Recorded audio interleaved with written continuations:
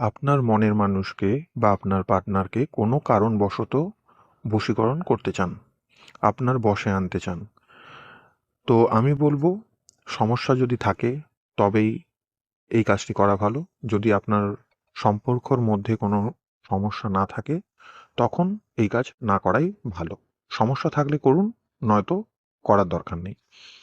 যদি মনে হয় যে আপনার প্রতি টান, ভালোবাসা কমে গেছে, সময় কম দেয়, সেইভাবে সময় দেয় না, কথায় কথায় ঝগড়াঝাটি হচ্ছে, রাগারাগি হচ্ছে, ভুল বোঝাবুঝি হচ্ছে, তখন আপনি কিন্তু এই কাজ করতে পারেন। আবার ধরুন, আপনাকে অনেক দিনের সম্পর্ক আপনার সাথে, আপনাকে ছেড়ে দিয়ে চলে গেছে বা হঠাৎ করে সম্পর্কটা ভেঙে গেছে, বা সম্পর্কটা ভাঙন দেখা দিচ্ছে, যে কোনো মুহূর্তে ভেঙে যেতে পারে, তখন আপনি এই কাজ করতে পারেন। কি করতে হবে?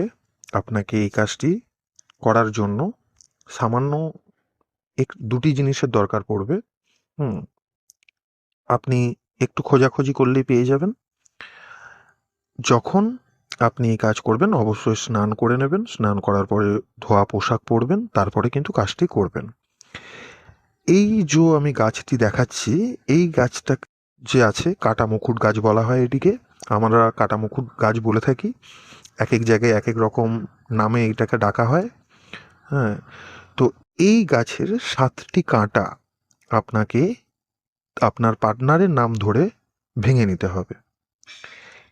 একটি কাঁটা ভাঙবেন, মানে আপনার পার্টনারের নাম উচ্চারণ করবেন, একটি কাঁটা ভাঙবেন, আবার পার্টনারের নাম উচ্চারণ করবেন, একটি কাঁটা ভাঙবেন, এইভাবে 7বার আপনার পার্টনারের নাম উচ্চারণ করে 7টি কাঁটা ভেঙে নেবেন। তারপরে যে পাতিলেবু আছে, পাতিলেবুর মধ্যে আপনার পার্টনারের নাম এবং আপনার নাম, সম্পূর্ণ নাম বলবেন পদবী সহকারে, বলে একটি কাঁটা, মানে আপনাদের দুজনের নাম বলবেন এবং কাঁটাটি ওই পাতিলেবুর মধ্যে গেঁথে দেবেন। আবার আপনাদের দুজনের নাম বলবেন, আবার একটি কাঁটা, মানে কাঁটা গেঁথে দেবেন। এইভাবে 7বার আপনাদের দুজনের নাম বলবেন এবং 7টি কাঁটা পাতিলেবুর মধ্যে পুঁতে দেবেন। পুঁতার পরে আপনি উল্টো দিকে ফিরে কোনো জলাশয়ে এটিকে ভাসিয়ে দেবেন। খুব ছোট্ট একটি উপায় মনে হলেও এই উপায়ের কিন্তু কার্যকর ক্ষমতা অনেকটাই বেশি। আপনি যে কাউকে আপনার মানে বশে আনতে পারবেন এই কাজের মাধ্যমে। এই কাজ করে আপনি অনেক কাজ সিদ্ধ করতে পারবেন। যদি কোনো কোথাও কাজ আদায় করার থাকে, সেই কাজও কিন্তু আপনি আদায় করতে পারবেন এই কাজটি করার মাধ্যমে। আপনাকে কোনো কিছু খাওয়াতে হচ্ছে না, ছোঁয়াতে হচ্ছে না, মন্ত্রোচ্চারণ করতে হচ্ছে না। খালি এই টোটকাটি আপনি করলেই হাতে নাতে রেজাল্ট পাবেন। যদি ঠিক মতো এই কাজটি করতে পারেন, 3 থেকে 5 দিনের মধ্যে আপনি যার উদ্দেশ্যে এই কাজটি করবেন সে কিন্তু আপনার কাছে এসে হাজির হবে। হ্যাঁ, যদি আপনাদের সম্পর্ক ভেঙে গিয়ে থাকে, আপনাদের সম্পর্ক জোড়া লাগবে। আর যদি সম্পর্কটা ভাঙনের মুখে থাকে, যে এই ভেঙে যায় সেই ভেঙে যায়, তখনও সেটা একদম ঠিক হয়ে একদম স্ট্রং হয়ে যাবে সম্পর্কটা।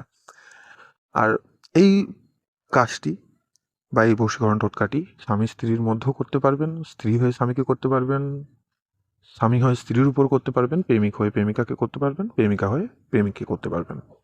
অবশ্যই মনে রাখবেন, চেনা জানা ছাড়া বশীকরণ কেন, কোনো তন্ত্রমন্ত্র কাজ হয় না। আপনি যাকে চিনবেন, জানবেন, আপনার সাথে চেনা পরিচিত আছে, তার উপরেই এইসব কাজ করলে কার্যকর হবে। সবসময় এটা মাথায় রাখবেন। আর যখন এই কাজটি করবেন, অবশ্যই আরও একটি কথা খেয়াল রাখবেন, যাতে আপনাকে পেছন থেকে কেউ না ডাকে।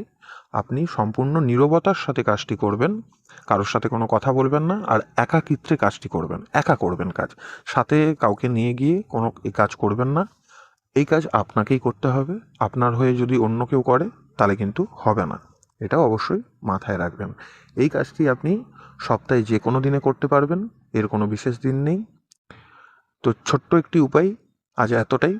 নিজেরা ভালো থাকবেন, অপরকে ভালো রাখবেন, নিজেদের সমস্যা নিজেরা মেটান, বাড়িতে থেকে মেটান। ধন্যবাদ।